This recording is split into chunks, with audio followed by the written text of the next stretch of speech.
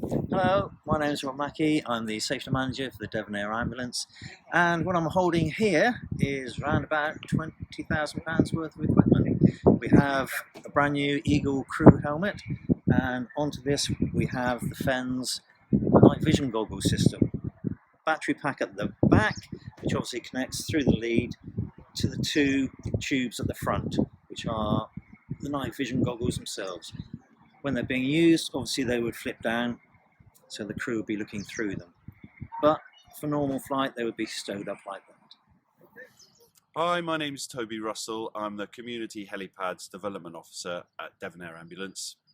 So my job is to work with communities across the county to develop a network of night landing sites.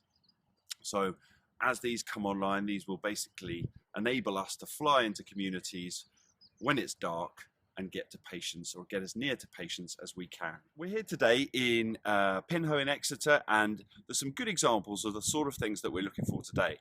Around behind me, you'll see a rugby pitch here. The actual area we're looking at for night landing sites is 50 metres by 50 metres. So that's just under half the size of that rugby pitch. So that's the sort of flat green area. It can be on grass, concrete, or tarmac, any particular surface. We're also looking for some lighting in place. And there's a really good example over here of a floodlit sports pitch that can be adapted. So in this situation where there's a sports field or rugby pitch, football pitch with existing flood lighting, the community can install a piece of kit that allows those lights to be turned on remotely by the dispatch centre. So in practice, what would happen before the aircraft takes off, the dispatch centre would be told when to turn the lights on, the aircraft would land, the airlift would happen, and then the lights would be turned off again. The beauty of that is no one from the community needs to be on hand. We can fly in and fly out without having to disturb anyone. Where existing lighting doesn't exist in place, what we would like to see installed is a lighting column. And there's one just over my shoulder here that looks roughly the sort of column that we would like to see installed. So we're looking for a 10-metre column with two LED lights on top. So they would effectively point down onto the ground, lighting up the landing area. So that lighting can be powered through main supply 240 volt, nor standard home supply for a single phase, or indeed in a remote location that could be fed off solar panels and a set of batteries. The best thing for us is to look at lots of potential areas that might exist in and around a community. We would go through a screening process, and then the best one of those we would then survey. And at that time, we would then look at all the different factors like access, hazards like tall buildings, trees, and that sort of thing. And we would then record them. And that forms the basis of what the pilots would have in the helicopter and would enable them to make a rapid assessment of a site before they even take off to it, which would speed up the process from us getting a call to arriving at a patient. I think it's important to note that a community helipad is a community asset, so it's managed and funded by the community concerned.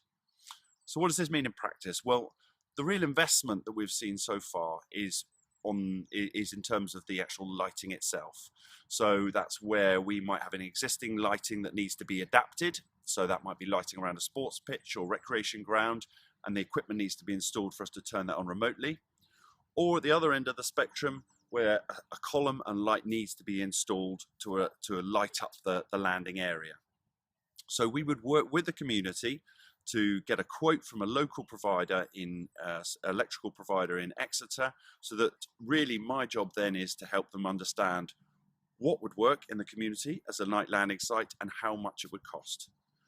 After that point, my role is to help the community realise their ambition. So I'm here to help support through bid writing, grant writing for funding that can then buy the equipment to get the helipad up and going. If people would like to get in touch with Devon Air Ambulance to find out how they can set up their own helipad, or indeed whether one is being developed near them, they can contact me through the website, or my email is t.russell@daat.org. Hello, I'm Barry Warren. I'm Chairman of Willen Parish Council. We think that it would be a good idea to have a proper helipad, particularly for night flying in Willen, because we are the fourth largest area of population in mid-Devon. We're very close to the main railway line and the M5 motorway, and when the motorway is shut, all the traffic actually is diverted straight down through the main road, which is only a matter of about 100 yards from the proposed helipad, so it's an ideal spot to put it.